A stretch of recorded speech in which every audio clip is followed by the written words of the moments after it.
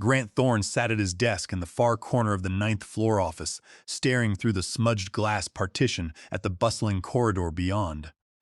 At 49 years old, Grant had spent more than 25 years navigating the labyrinthine corridors of corporate technology infrastructure, and he recognized the precise cadence of trouble long before it ever manifested on a financial spreadsheet.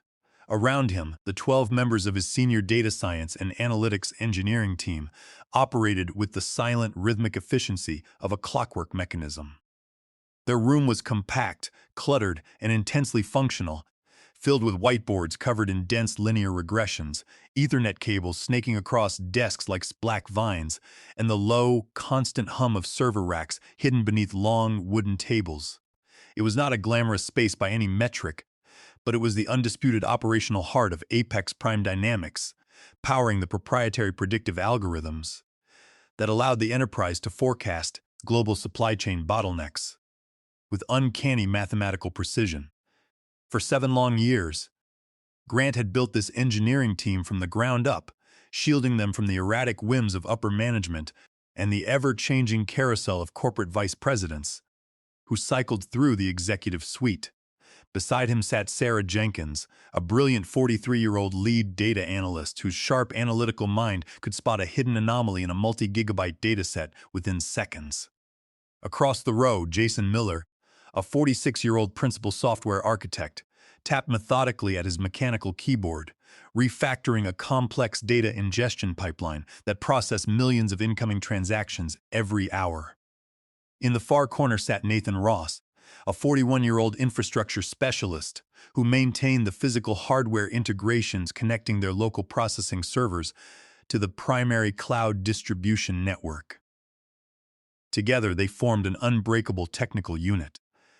They were the unsung workforce whose quiet brilliance produced the stellar quarterly metrics that executive leadership proudly paraded before board members and prospective venture capital partners. Yet, despite their overwhelming contributions to the company's financial growth, Grant and his team were routinely treated as invisible background machinery. The executive suite on the top floor regarded machine learning and data engineering as a mysterious black box, highly convenient for inclusion in promotional slide decks, but far too dull to merit actual corporate prestige or personal respect. CEO Howard Vance, a silver-haired executive who spoke almost exclusively in high-level corporate buzzwords, loved wheeling Grant out during major investor roadshows like a novelty prototype.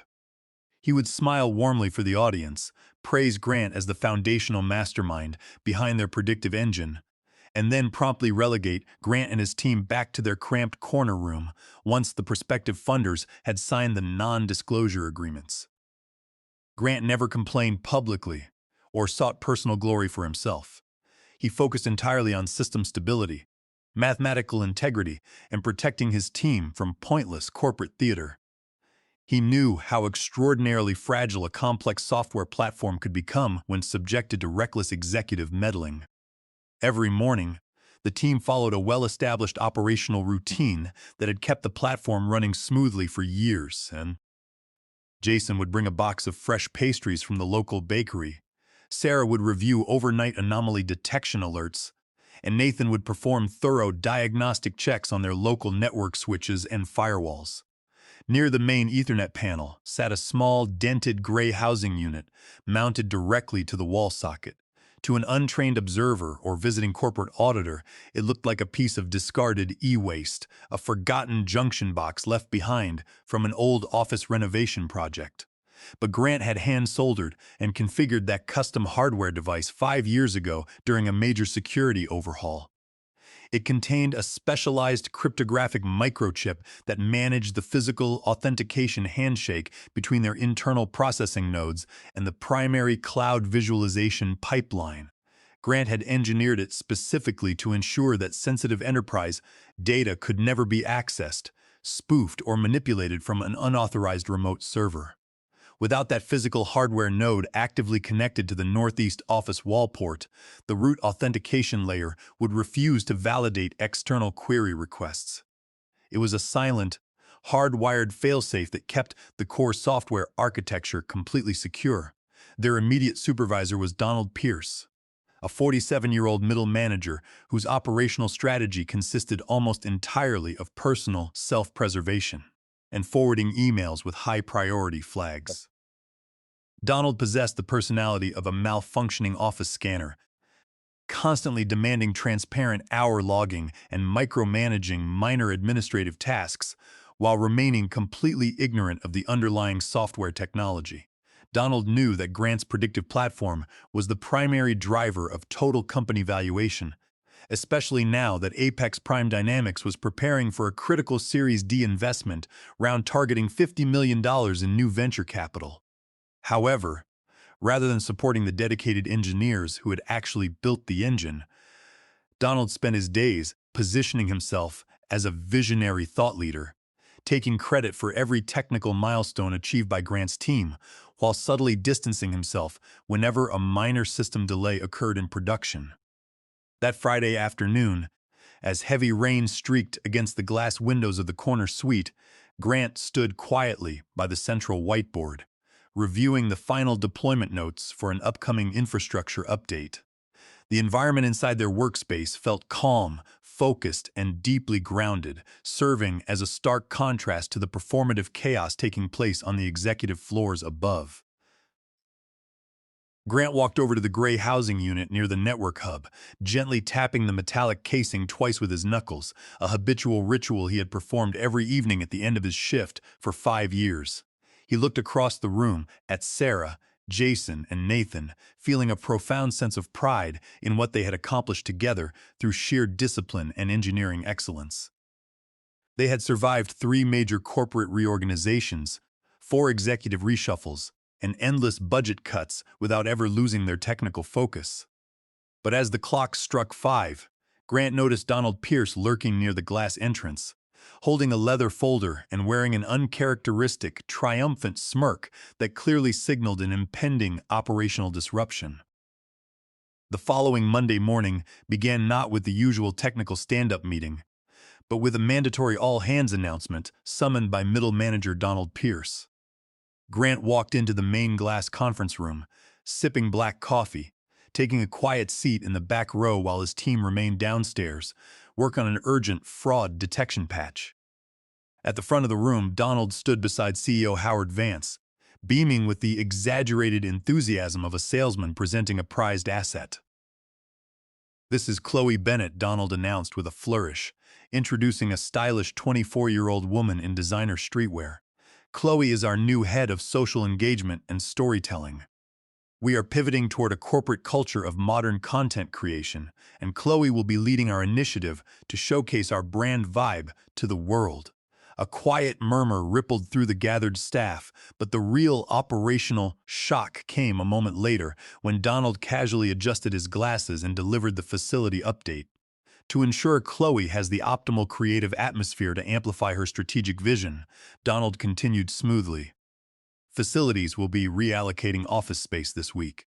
Chloe will be moving directly into the northeast corner suite on the 9th floor." Grant froze, his coffee mug pausing halfway to his lips. The northeast corner suite was not an empty storage room. It was the active war room where Grant and his 12 senior engineers had built and maintained the core enterprise platform for seven consecutive years. Neither Howard nor Donald looked in Grant's direction during the announcement. To executive management, the physical relocation of a senior data engineering team was merely a minor administrative detail, completely subordinate to the immediate cosmetic requirements of a social media influencer. When Grant returned downstairs, his team was still deeply immersed in their daily tasks. Sarah was analyzing throughput performance graphs, Jason was reviewing code commits, and Nathan was fine-tuning the server load balancers. Grant stood by the doorway for a moment, taking a slow, measured breath before breaking the news to his colleagues. "A facility coordinator has been instructed to clear this office by the end of the week," Grant said quietly. His voice even, steady and completely devoid of anger. "We are being relocated to Annex 2B on the ground floor." The room fell into an absolute, suffocating silence. Nathan dropped his stylus onto his desk. Jason stopped typing mid-sentence, and Sarah looked up in utter disbelief. Annex 2B was a notorious storage space situated at the far rear of the building, directly adjacent to the main service entrance loading dock and the janitor's mop closet. It was a windowless, cramped room with no dedicated climate control, previously used to store broken desk chairs and decommissioned laser printers. How can management possibly justify moving us there? Sarah asked, her voice tight with rising indignation. We run the entire predictive infrastructure for this company. They are pitching a $50 million Series D funding round next month, based entirely on our analytical models. Grant raised a hand calmly, suppressing the natural outrage that surged through his team. Management has issued a formal directive, Grant replied with terrifying composure. We will not argue, we will not complain, and we will not make a scene. We will follow the directive precisely. We are going to pack every computer, every monitor, every network switch, and every custom cable. We will leave this room completely bare. The engineers exchanged knowing glances, recognizing the subtle, underlying shift in Grant's demeanor. When Grant Thorne chose absolute compliance over argument, it meant he had already evaluated the long-term structural consequences and reached a definitive conclusion regarding the system. Over the next 48 hours, the contrast between the two departments became completely absurd. Upstairs in the northeast corner suite, Chloe Bennett began transforming the space into what she publicly called a content sanctuary. She installed glowing ring lights, neon signs reading Manifesting Synergy, polished Himalayan salt lamps, and rows of decorative indoor plants. She ordered facility workers to paint over Grant's complex mathematical whiteboards with pastel colors, replacing detailed algorithmic architecture diagrams with framed inspirational quotes about modern corporate leadership. She posted daily video clips to corporate social media channels, showing herself sipping expensive matcha lattes at the exact desk where Grant had spent 7 years preventing catastrophic system outages. Donald Pierce frequently appeared in her social media videos, grinning broadly for the camera and boasting about how his modern spatial reorganization was revolutionizing corporate morale and driving cross-departmental synergy throughout the building. Downstairs in the northeast suite, Grant supervised the systematic, quiet dismantling of their operational hub. Desks were wiped clean, high-resolution monitors were packed into protective plastic crates, and server racks were disconnected with surgical precision. Finally, Grant walked over to the gray housing unit mounted on the wall near the Ethernet port. He crouched down, carefully unclipped the primary interface cable, and detached the custom metallic box from the wall socket. He did not leave it behind, nor did he log its removal in the General Facilities Asset Register. He turned to Nathan Ross and handed him the small metal box. "Keep this in your personal equipment bag," Grant instructed in a quiet, firm tone. "Do not connect it to the annex network, and do not leave it unattended." Nathan took the device, nodding silently without asking a single question regarding the hardware. He knew that Grant never acted without meticulous foresight. By Wednesday evening, the corner suite was completely empty of engineering hardware, leaving behind only Chloe's brand-new decorative furniture and a newly painted wall that covered 7 years of mathematical mastery. The transition to Annex 2B was every bit as degrading as the team had anticipated when the announcement was first made. The space was barely wide enough to accommodate 12 desks, forcing the senior engineers to sit shoulder to shoulder in cramped quarters. The fluorescent lights overhead emitted an annoying high-pitched buzz that persisted throughout the day, and the ambient temperature fluctuated wildly due to the complete absence of proper ventilation.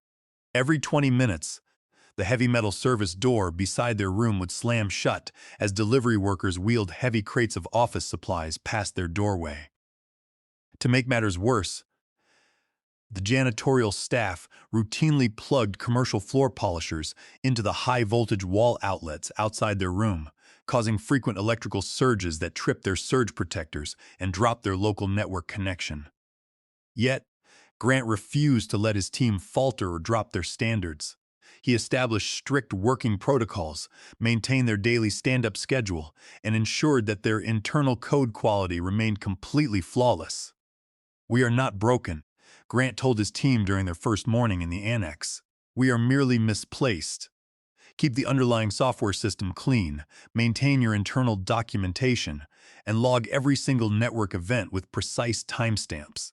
While the engineers adapted to their dreary surroundings, middle manager Donald Pierce was busily elevating his public corporate profile. He updated his professional social media headline to read Executive Vice President of Operational Transformation and Technology Synergy, publishing lengthy articles detailing how he had streamlined back-end functions to make room for high-impact brand storytelling. In executive meetings, Donald spoke condescendingly of Grant's department, referring to their work as legacy operational support that required minimal oversight. He assured CEO Howard Vance that the core predictive platform was fully automated, plug-and-play, and entirely capable of running without ongoing technical intervention from Grant's engineering team.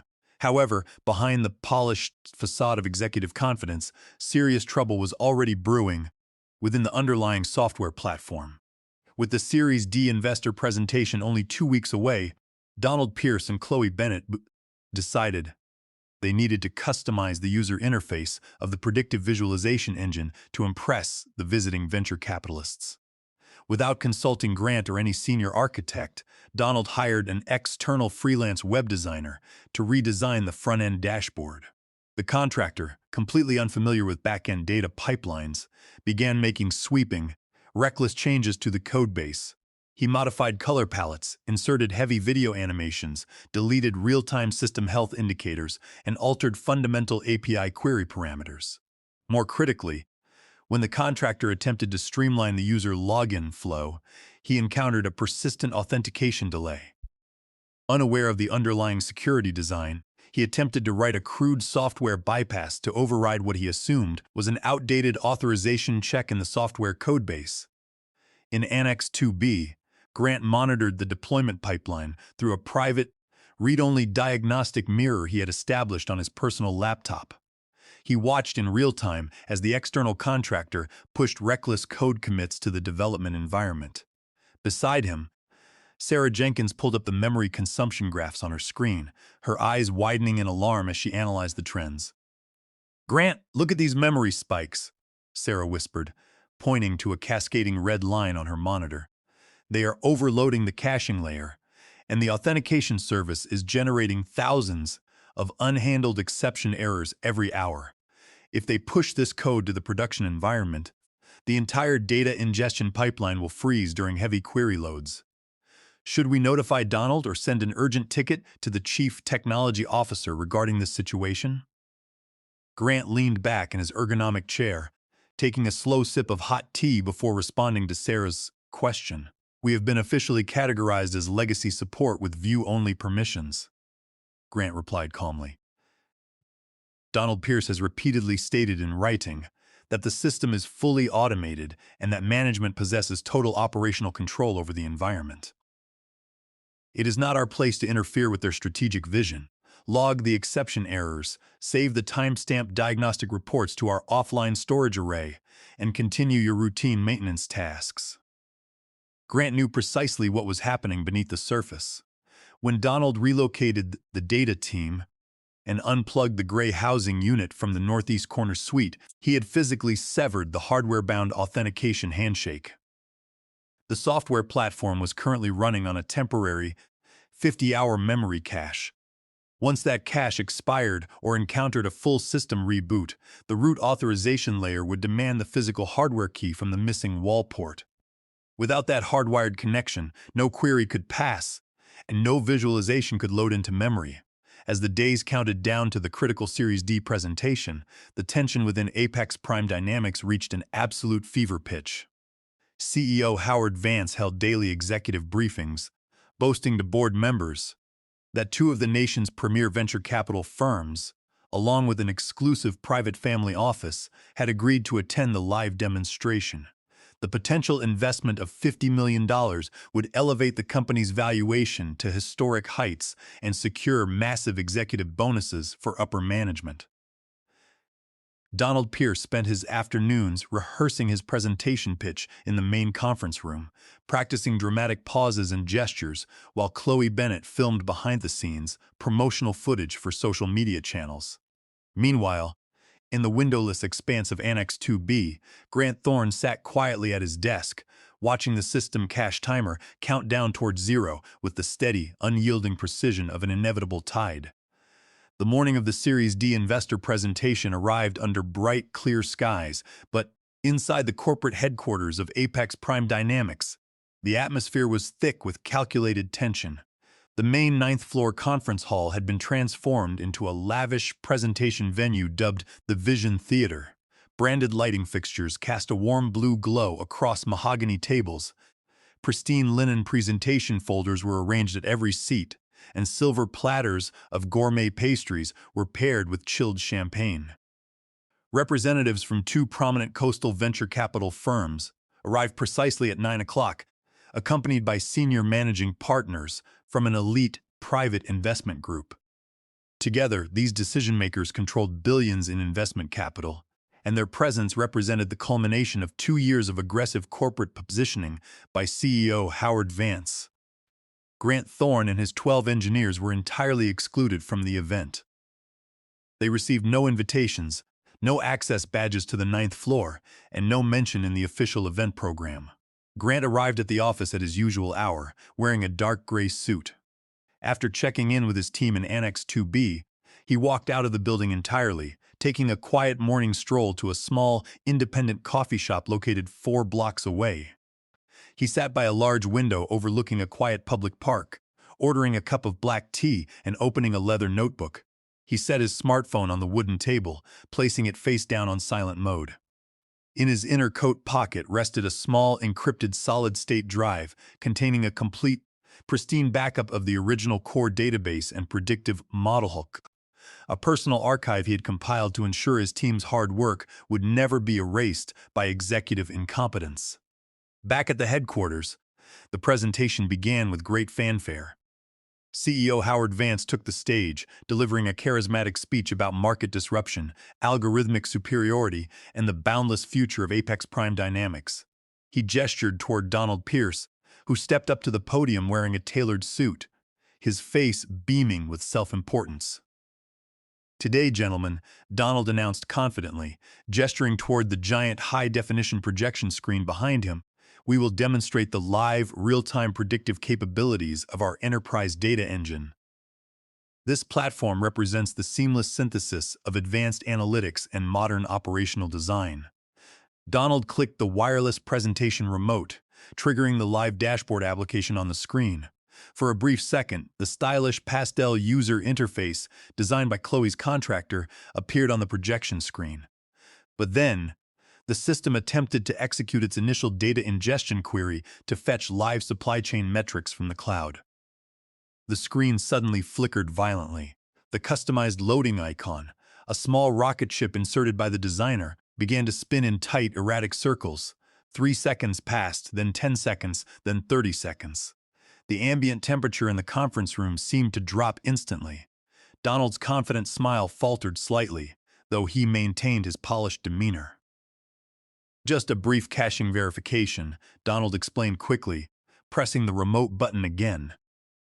High-scale enterprise architecture routinely performs real-time security validation before rendering deep analytical layers for the audience. He clicked the refresh button firmly. The screen went completely dark for 2 seconds, replaced by a stark, red system error box that flashed across the center of the display. "Critical authentication failure, access key not. Hosted hardware unreachable, 0 data ingested." A cold, suffocating silence fell over the room. The senior managing partner of the lead venture capital firm leaned forward, his sharp eyes narrowing as he adjusted his spectacles. Donald began sweating visibly through his dress shirt, his hands trembling as he furiously clicked the presentation remote. He turned toward the side of the room where Bradley Vance, a 26-year-old junior developer, was sitting behind a diagnostic laptop. "Fix it," Donald hissed in a harsh whisper. "Force the manual override and bypass the authentication check right now." Bradley's fingers flew across his keyboard, his face turning pale as lines of crimson error code filled his terminal screen. "I can't bypass it, sir," Bradley stammered, his voice carrying across the quiet room. The root authorization protocol requires a physical hardware handshake from the primary server port in the northeast corner suite. The key isn't responding because the port is completely inactive. CEO Howard Vance stepped toward Donald, his jaw clenching so tightly that a muscle twitched violently in his cheek. "What hardware key are you referencing?" Howard demanded in a low, furious tone. "You assured me this platform was cloud-native and fully automated." Donald turned pale, stammering incoherently as he looked at Chloe Bennett, who was standing near the back of the room, looking thoroughly confused and holding a decorative salt lamp. In the back row of the conference hall, the visiting venture capitalists did not utter a single word of anger. They did not yell, smash glasses, or demand explanations. Instead, the lead partner quietly closed his linen presentation folder, capped his expensive fountain pen, and placed it inside his leather briefcase. He stood up smoothly, buttoned his jacket, and looked directly at CEO Howard Vance. "We have seen everything we need to see," the partner said with chilling finality.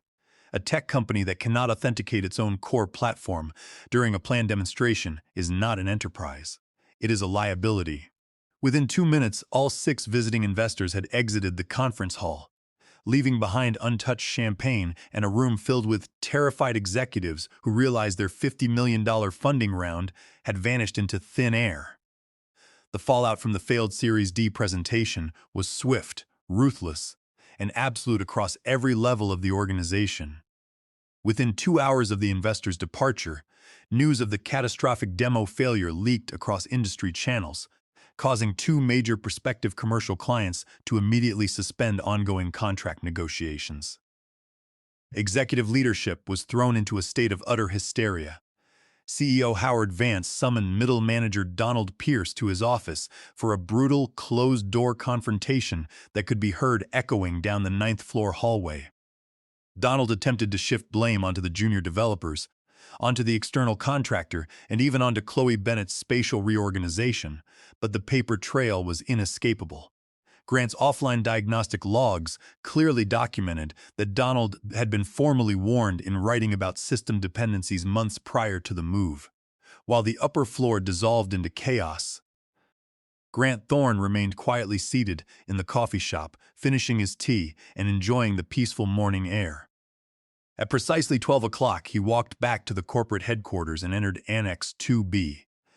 He found his team sitting around their long table, watching the frantic corporate Slack channels light up with hundreds of urgent notifications. Executive assistants were frantically messaging every IT channel, begging for anyone who understood the root authentication architecture to report to the executive suite immediately. Donald Pierce had sent Grant 7 frantic text messages and called his phone 9 times, each message growing progressively more desperate. Grant ignored every call. He looked at Sarah, Jason, and Nathan, smiling warmly as he set down a large bag of gourmet lunches he had purchased for the team. "Enjoy your lunch," Grant said quietly to the group. "Today marks the conclusion of our work here." That afternoon, Grant submitted his formal resignation letter directly to Human Resources, citing a fundamental misalignment of operational priorities. He did not write a lengthy grievance, nor did he indulge in unprofessional attacks against management. He simply stated that his professional services were no longer available to Apex Prime Dynamics. Within 48 hours, Sarah Jenkins, Jason Miller, Nathan Ross, and all 9 remaining senior engineers submitted their resignations in unison. Executive management attempted to offer Grant an immediate promotion, a massive salary increase, and the restoration of his corner suite, but Grant politely declined every offer. He knew that true professional independence could never be found within an organization that valued superficial metrics over fundamental engineering integrity.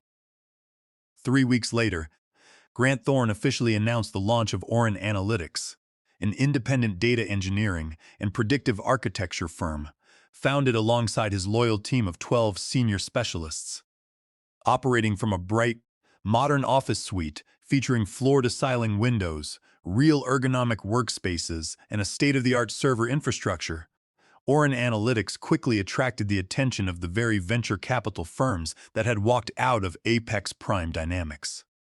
The investors recognized that the true enterprise value had never resided in the corporate branding or executive slide decks. It had always lived within the mathematical expertise and disciplined leadership of Grant Thorne and his team. Within 3 months, Orin Analytics secured a major capital partnership, establishing itself as a dominant force in predictive logistics. Meanwhile, back at the crumbling headquarters of Apex Prime Dynamics, the company was forced to announce a major downsizing effort after failing to secure alternative funding. Middle manager Donald Pierce was quietly reassigned to a minor administrative role before eventually being terminated during a quarterly restructuring effort. Chloe Bennett resigned shortly after, her social media posts pivoting to content about career transitions and personal resilience. One quiet afternoon, a 20-year-old facilities worker named Brandon was instructed to clean out the abandoned storage closets near Annex 2B. He loaded a dolly with broken monitors, frayed cables, and discarded office supplies. On the bottom shelf, half hidden behind a rusted filing cabinet, Brandon found the small, dented gray housing unit that Grant had unclipped months ago.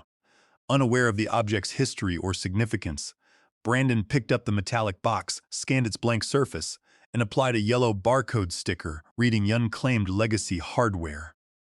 He wheeled the dolly down to the basement vault, placing the device on a high, dusty shelf where it was quickly forgotten beneath layers of corporate clutter.